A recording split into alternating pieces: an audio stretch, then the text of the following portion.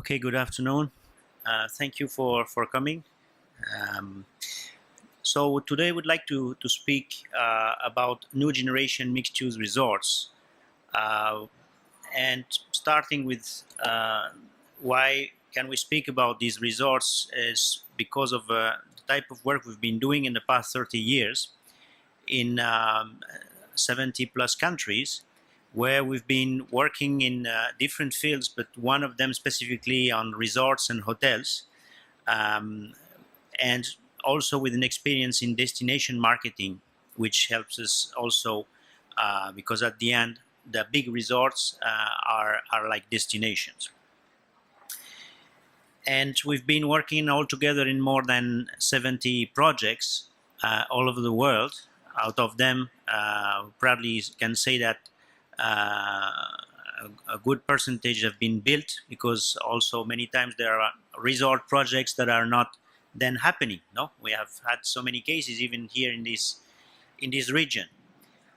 So based on this 30 years experience and more than 70 projects in resorts all over the world, I would like to try in this 25 minutes remaining 25 minutes to introduce you to what would be the most important lessons learned throughout these years. No, so first of all, when we talk about resorts, what we can say is that there's been an evolution since the 60s. No, so the first resorts were just a coastline with uh, with a lot of hotels, one and one behind each other. No, like we can see here on the left hand side. Okay, these were the resorts in the 60s. No, not very attractive, by the way, but that's how they were built, and they were successful at that time. Then we came to a second generation, late 70s, 80s, where we added leisure facilities. So before it was just the hotel or the apartments and the beach, and that's it. And then after that, say, okay, we need to add some leisure facilities. The third generation said, fine, now we need to do things much more in an integrated way. So we need to have a master plan. We can add other components, not just small leisure facilities, not only the hospitality facilities, and we're going to have even mixed use. We introduce residential component or other component and big leisure facilities. Okay, and that is what we can see in these two examples here.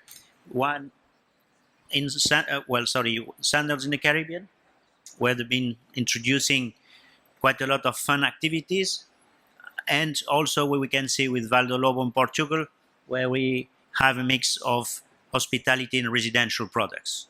Okay, so of course this became a bit more complex, and now then we come in the next generation, which is really in the past 10 years, where in addition to what we've seen before, then we say, okay, we really have a big competition in resorts, so we need to do something that will make my resort outstanding, different from the others. So not just a collection of hotel brands, which I select, give them a piece of land and develop it, and that's it. So what's the next step? Next step is to say, okay, first of all, when we talk about mixed use resort, we talk about big piece of land, of course, no? So in the examples of works that we've done, we're talking about minimum 3,200, 2,000 minimum, and we work up to 30,000 keys, mixing residential, hospitality, different type of hospitality, different levels, etc. No? So just to give an idea what we're talking about. So in this case, we need to find something that will make just something beyond a collection of hotel brands and leisure facilities in one place. And the way to do it is really targeting what we call the dream society. So the trend today now, and this is the main theme of this conference, no, about experiences. So, and this starts with trying to find a unifying element, which would be the storytelling and a set of experiences, not only what happens in each hotel, but all over the resort, and to create a town center, for instance, no? So that's a different approach. And then in the very latest trends also, sustainability and smart resort. Smart resort, so just an example of this fourth generation we have next door. That's why I'm putting this example. Now Atlantis, and now the Atlantis 2 is underway. And I just want to highlight one of the very latest trend, no, with technology, of course. So in the resort, the smart resort. So we try to bring in, some the resort app, but not just to find out what services there are and things like this. So it's really the idea of the resort app and not the hotel app only is the entry door to a world of experiences. No, we want you to experience the resort. You stay in one place, but you want to experience other things. No, inside the resort and outside the resort. That's another trend. So it's not something self-contained. We're trying to really help people to have these experiences. WhatsApp system now, even whatever you want to know, whenever you want to say you're not happy with something, you want to find using WhatsApp. So for the new generation, well, yeah, of course you can take your phone and call, but through WhatsApp, this is more and more easier. Using also room choice and advanced check-in. This just so few chains that are doing it right now. So one of the experience, is before you start your journey to the resort, and if you've chosen one place, okay, to stay, so you can choose the room, book the room, and you know which room you're going to have, and you can do the check-in. How many of us have spent, when the first arrival at the resort where I'm going to spend 3 days or maybe 1 week, and we arrive there and there is a long queue for the check-in because everybody is arriving at the same time, and then also there is the long explanation after maybe a 10 hours flight or 3 hours driving or whatever, a long explanation of all the result. After 5 minutes, all what they've told you, it went out of your mind. No? So all these kind of things are very important. But here also, technology can help to personalize the experience, to give more information, to have speed in information, and manage your time also, to book. I want to book a seat in the long chair on the beach or at the swimming pool. I don't want to queue up. I don't want to have these kind of issues, And then, of course, using technology such as these wearables. There's one resort now in Spain, from where I come, where they are using it. So people, they're using in this case just for VIPs. So they have these wearables. They can pay everything again. They don't need to move with anything else. They can open their room, etc. And gamification. Also, people want to interact. Maybe just a small family, or maybe the friends, and so it becomes another dimension. It's not all about technology, but technology is the very latest element that is brought to resorts. That's why I wanted to take a few time just to explain. Now, when we really want to go step by step, and we say, okay, when I want to design a resort, which is much more than just a collection of hotels, as we say, and here we really need to have a balance. So it's not all about logic, about okay, what target of customer target I want, the master plan, etc. No, there is really the resort is the utmost expression of where we can bring inspiration, where we need to bring inspiration to be different from others. And so at the end, it's a mix of inspiration and logic. Of course, the logic, all this, the inspiration and the logic is for one objective, is to make money and in a sustainable way. So the inspiration, as I said before, starts with creating a story. So we need to find a unifying point. Story inspired in the place around the resort, in the country, in the city, in the surroundings, or any other theme. We have to put the passion and all the experiences. So we have to create the system of experiences. We will go in more detail into that. And at the end, we say first, before going into how we can make money, let's start with what is going to be so attractive about my resort. How will it be very different? And then, of course, we go through the logic, so the customer segments, the program, the development program, the mix between residential, if we have or not have, which kind of residential, the mix with other elements, leisure elements, etc. No? And of course, the hospitality portfolio. The charrette, where we will be working into how to develop this program and the master plan, and then of course the business plan. All this all goes together in different stages, but we should take, the first step is not to do that. The first step is the inspiration. Of course, this inspiration needs to be done at the same time as we're choosing the customer segments, because otherwise we don't know what we're going to really make it different. So precisely, no? Doing our homework. What do we need to do? First, we need to identify our targets. We know that when we talk about mixed-use resort, we're talking about, if I may say the expression, big animals, no? So by definition, you have different targets, you have different segments, you have different type of people that will come because you need to make it profitable. But it doesn't prevent you from, at the same time, targeting more specific within big segments, more specific targets, and at the same time also trying to make sure that you're going to provide the experiences that are specific for those segments. Experiences for families can't be the same as for couples.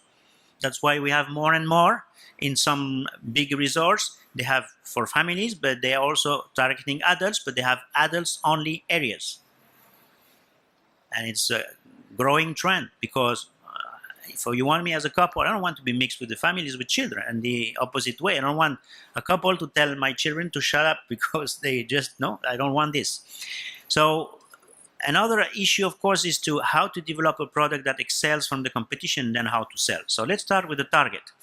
So first of all, what we want to do is really to avoid product-oriented approach. No, I put the product and they will come. No.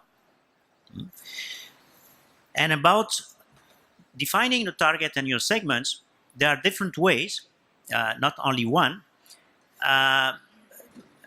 We've been using the geographical approach, which is important, but now we're talking more about cities, not only countries, because mostly people that are coming to resort come from urban areas. And when we talk about targeting, I don't know, Saudi Arabia, Saudi Arabia at the end, it's 4 or 5 cities that will drive most of my demand, or maybe it's only 2 cities even, no? Depending where I'm going. So it's more about cities than countries. Social demographic is important also because we need to know which one we want to target, which kind of customer expenditure pattern, and then also age groups as becoming more and more a way to differentiate. We'll go now to that. But at the end, what is very important is knowing your buyer or your set of buyers is very important. Because first of all, say we want these buyers from these places. We understand we're going to have people with these kind of needs and expectation, and then we will build up the system of experiences that we need to bring them. So, and that sometimes, when you have mixed-use resort with residential and hospitality, the target for residential has nothing to do with the one for hospitality, because who has the power to buy residential? So more in the age of 40 and up, though also the younger generation, you have some wealthy people, but in general, the age group here is important. Then if we have to, this is an example with an Italian resort, then we say, okay, we want different type of segments. We want this young single, young professional, families and seniors. But we will be targeting families and seniors. Why? Because families will come during the vacation, the children vacation time. So it's a very interesting segment, but very concentrated in terms of timing. And you can't mix it very well with other segments. But then the seniors, they will probably be coming in at other moments, no? But of course, their needs are totally different. So how do we make it all work together. No? And here, when we talk about age groups and behaviors, of course, everybody speaks about the millennials because this is the upcoming age group. No? And definitely, when we talk, the three main age groups will be in terms of volume and interest for resorts would be the millennials, the Gen Xer, okay, which is probably today the most important segment, not only in terms of volume, but also in terms of purchasing power and use. But millennials are coming very quickly. And the baby boomers, which is the declining one, not only in terms of age, but also in terms, I'm a baby boomer, but also in terms of use. No, now we need to understand that, because who is the trendsetter? Is it the Gen X or the baby boomer? No, it's the millennial. Even the Gen X, even the baby boomer like me, we try to follow the trend. No, we hardly, but we do it. Okay, so they are setting the trends. They are saying, I want to have this technology. I want to have this personalization. I'm interested in experiences. I want experiences not only in the resort, also outside of the resort. I want a lot of different elements, no? And they are setting the trend even for other generation that are older than them, no? So the segment size, the purchasing power, their basic needs and expectation, of course, all these need to be addressed. No? Now, once we chose the right type of target segments, we know who would be our most important one, where they will be coming from. Then we need to try to create more value than our competitors.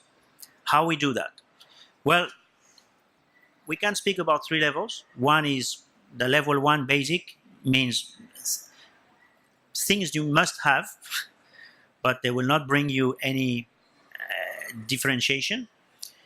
Expected is, okay, once you get to that level, it means that you will be among the best, but you will still not be above. You mean not above the top 5 or the top 3. And the augmented is really when you bring in this added value, which makes you different. So the level 1, the basic is, well, it's important to have an excellent property and beach or scenery when it is in a mountain or somewhere else. That is important for a resort in general. No? Of course, we can talk about urban resorts and getaway resorts. Those who are outside, there are differences, but this is the basics, no, today. To have restaurants, cafes, bars in resorts, you usually have them. Though there are examples of resorts, there is Sandals, precisely, or another brand in the Caribbean, when they have a brand of resort that are urban resort, and when they are in very highly dynamic places, urban area, they provide minimum F&B facilities. Why? Because they say you have the whole city to enjoy with a lot of facilities. Why should I do that? Now, if you're in the middle of nowhere, of course I need to have, and it's very important. But then, of course, here, again, it's how you do it. More and more resorts, they say, why do you need to have your breakfast only until 10:30? You're on holiday. So the extreme case is say 24 hours food and beverage. Okay, with, of course, you must really plan how you do it. But this is really very much with the millennials thinking. But don't you think the baby boomers and Gen Xers will appreciate that? Of course they will. Okay, so that's just an example. Now, when we move into that second level, expected, here service excellence, of course, is one. So we have service excellence. You can get it through the choice of your hospitality brands, for instance. No, of course, you can choose their hospitality brand, provide excellent service, some less. That's one way. But we have to speak about service excellence not only in those hospitality, but in the overall resort. The resort is a unity of different elements, no? And one of them is hospitality, but not the only one. So how do we control all the other leisure facilities, MICE facilities, residential, etc., and the landscaping? So that is a different story. It's not that easy. A town center, all mixed-use resorts of certain size need to have a town center. It's not all happening on the beach or in the swimming pools or in the hospitality units. They need a town center, place where people will be gathering, and maybe not only from the resorts. Many of the town centers are open to the general public. Water experience. This is really absolutely important. It's not just have the children's swimming pool, the adult swimming pool. It's much more than that. So in a resort, we can have what we call a menu of water experiences, some of them taking place in the hospitality unit, but others, maybe they will not. They might have a lazy river that will go throughout the resort, and it doesn't belong to any of the specific hotel. Who is going to pay for that lazy river? That's another story, of course, no? But we'll come to that. So that is a very important element. Even if you have the nicest beach, water experience is important. So if you're in the middle of the mountains, definitely, then it's even more important, no? And now we go to the augmented level, which is how do we get to really that difference? So it's really playing with the intangibles, playing with things that is not that easy to imitate. And we are talking about memorable experiences. I mean, at the end, we're talking about leisure. Even if it's if it's an event that is taking place, if they choose one location that is not a city hotel, it means that they really want, and they come to resorts because there has a lot of things around the meeting itself. So how do we create these experiences? How do we make it special? Because this is really what they would remember and say, I will come back to that place, or will recommend this place. So here just to conceptually speaking, we can create 4 types of experiences. One would be, we've been working with experiences in the past 15 years already.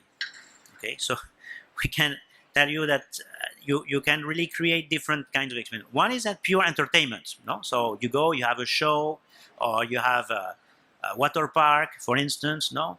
This is entertainment. Edutainment is more and more important, and not only for children, also for adults. They want to have their gastronomy workshop. They want to hear and learn about how to make this. Maybe it's a 1-hour workshop. Maybe it's one package that I take for the whole week. I'm going to stay for relax, but I will do some activities. I will learn. I will come back home with something I've learned in a fun way. That's why it's called edutainment, education, entertainment, mix. Aesthetics. Aesthetics is very important, and it's not a matter only of luxury resorts. Landscaping, as an example, escapist is activities that imply that you're really immersed. You have to do it yourself.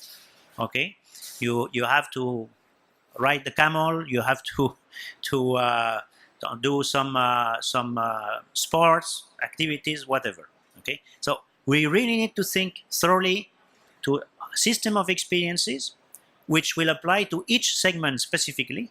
So there will be experiences that are common to all segments. There will be experiences like the wow effect when you come into the resort and say, oh wow, that's entrance, this is great. This is the entrance of the resort, not even of the one of the hotels. That is aesthetics, no? And that applies to all segments. But then we say, okay, what are we going to do for the families? What is the set of experiences for the families? What about the couples, the young couples? What about the elder couples? What about those who come for MICE, etc.? No? So it's really all about this. And this will drive also the program that we're going to design in terms of facilities, but also in terms of services, of course. No? So at the end, when we talk about an experience, it's really about thinking about the story, about the emotions that we're going to generate. No? And you can't read what is there because it's too small, probably for you, but anyway. This is just a small example. So it's really like if you have to imagine before you go or you discover when you go something that will really appeal to your senses, to your memories, and something you will take back with you. You know this guy? I'm sure you do. Eh? Everybody knows him. We need a guy like this. Man or women, but we need a chief experience officer. We need to have somebody that is going to manage the system of experiences in the resort, that will think from the customer point of view, that will coordinate with all the different stakeholders that we have in the resort, the hospitality, the leisure facilities, the F&B, the experiences within the resort and outside the resort. This is too much. We need to have a team. And now this kind of team, now it's not only one person, because with the technology, you would more and more see you have maybe a team of 2 or 3 more people that are the technology backup for the chief experience officer to help programming the new experiences, to manage the reservations, etc. And you need to have also an activity experience center, physical one, online and offline, and one person managing this for the whole resort, not for each of the unit. That would really makes the difference. Landscaping. Okay, landscaping is very important in a resort, and also it's a very smart way to enhance what we are having in a resort and creating experiences. And it's not all about impressive architecture. And I know, especially here in the Middle East, impressive architecture is top. This is really top of our mind. There is smart ways not to spend that much money and to have really something that will last. And you use landscaping as part of the experiences. You have picnic areas, you have a place where you stop, you have a small garden with the local sands, you have a place where you can playground. So you use the landscaping also as a discovery, not only the first day. Sense of community. So I am in a resort, I'm not staying only in the Hilton, DoubleTree Hilton, in that resort on the beach. Okay, it's sense of unity, sense of community, things you can, that hopefully can last even after. Maybe people will meet, will be able to communicate. We need to keep the contact to ask them to come back next year. So at the end, it's all about one thing. It's all about generate scarcity. We don't want to be one more mixed-use resort. We want to be a special mixed-use resort. We want to be among the best. We want to be the best in our category. So that's why we need to pass from basic product not only to expected product but or augmented product, no? As we mentioned before, because then price will not be anymore or not much the issue. Think about Atlantis, how much it costs. So if you just think about the one night, say, oh, one night is very expensive. Yes, but what do you get for that night? Okay, it's a lot of experiences.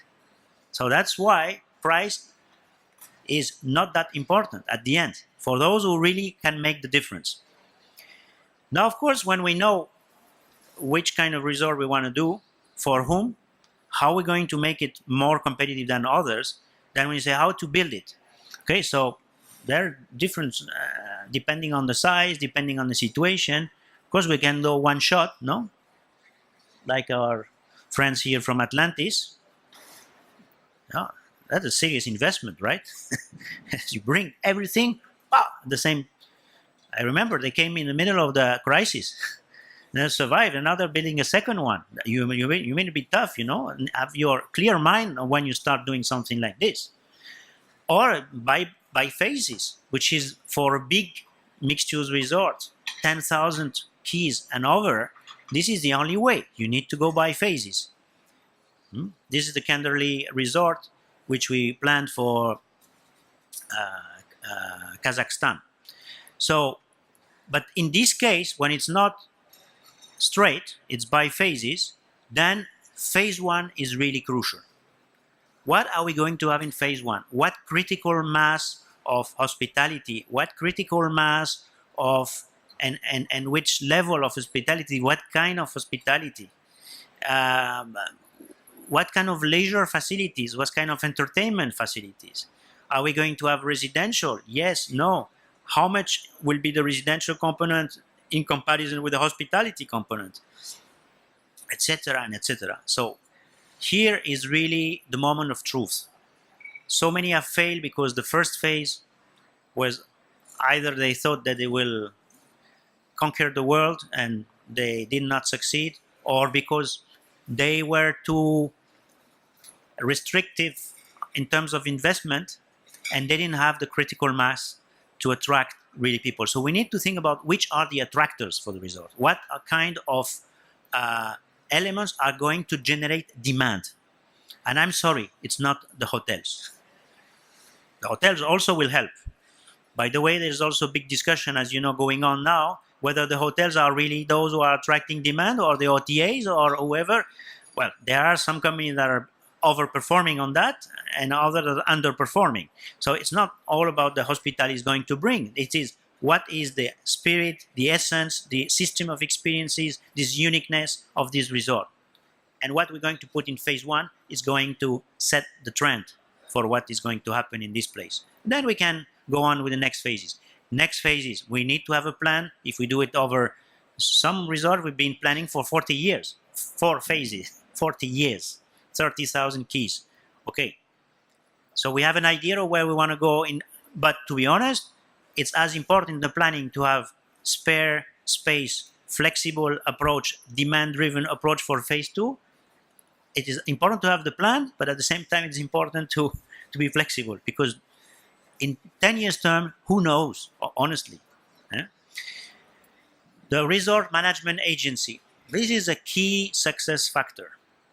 So it's not just the chief experience officer. This is one person that is managing one set. But we really have the resort management agency, because we have a piece of land. We might have different investors. We will have different operators, or not. But we are managing a big machine. It's a big machine with different interests. And we want everybody to drive in the same direction. We want to maximize the benefit for each one of the stakeholders, the investors, the operators.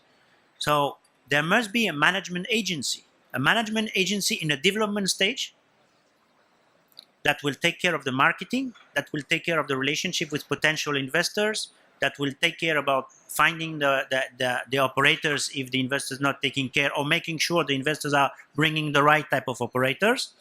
You can see the gentleman there is nodding. So how many places like this also have failed because they started well, and suddenly the guys that have started, they left, they made the money, they left, and this is going down because nobody's really managing the whole place, and suddenly there is a bad hospitality property that is coming next door in terms of brand, in terms of and this destroys the image of the whole resort. So that is very important, and there must be marketing them. Who is going to pay for landscaping? Who is going to pay for the maintenance? At the end, I think the best image is when we think about shopping malls. The owner of the shopping mall has very clear rule for the tenants, right? And the tenants know exactly what are the rules, what they will get, what they will not get, how much they must pay, what they will get for what they pay, how they are going to drive footfall to that place. It's the same principle, but applied, of course, in a different way. And because we are managing, as in this case here, hospitality, residential, entertainment, retail, food and beverage, MICE, general services. I know some of them are even cities. They have offices, they have education, they have health facilities. It's primarily tourism driven, but it's like a city living all year round. So you need the resort management agency. The guys that have been really the best in designing and operating resorts, I think all the world in the recent years have been the guys from Intrawest. Okay? And as Michael Cole was saying, if you're capable of selling it, then we'll have the pleasure to build it. We say we're not going to build it and then sell it. No, we'll we're going to sell it at premium price. And when we know that, and we know how we're going to manage over 40 years of development stages and operations, then we can build it. And just as a summary, of the main points, the key concepts. First is target the dream society. People now want experiences. They want more and more things that are different. Want to be sure which will be your client. It's not put it and they will come. No. We know already from the beginning who we're going to target. Not only one type of customer, most probably, though there are also resorts that do that. No. Adults only, all inclusive. Fine. It's your choice, and they are very successful, and they are big. But in most cases, we can't. Generate scarcity, we mentioned it. Develop a good and strong story paired with a system of experiences. The system of experiences is the way we develop and we make this story tangible, but following a line. Create the right stage, the master planning, with thinking again about not about the intangible aspect. The chief experience officer and the management agency. The resorts brand. No, it's not about only the hospitality brand. We need the resort brand. And then the smart resort with the front-end technology and the sustainability approach, which is more and more and a very important element, a must-have in most fourth generation or last generation resort. Thank you very much. And we're welcoming any comments or questions.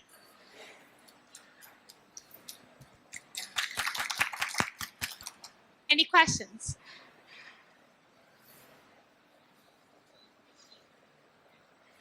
There's one. Yes. I'll come back quickly. Yes.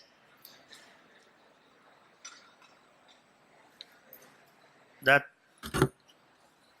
smart resort means using front-end technology, not only back-end technology, front-end technology for the customer.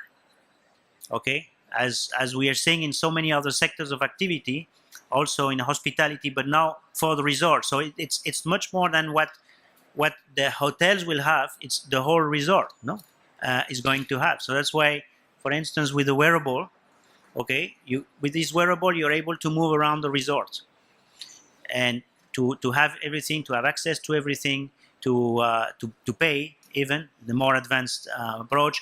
You can even use it for online pictures, sharing with other people. So I mean, in resort, still, this is very ultimate technology right now. So very few are using that. Actually, the ones that are really working on that are Disney, the guys from Disney. Resort is just starting. I know a few examples, but it's coming. And so it's all about using technology, but not to make it technological, but to make it information speed, personalization. I book in advance my seat on the swimming pool or an event or an activity I want, and I pay an extra service for that even. So it's also a generation of additional incomes. So that's all what I mean by it. Thank you. Okay. Thank you. No, I'm just saying, if anybody is interested in having the presentation, you can come to me and I will be sending them the presentation.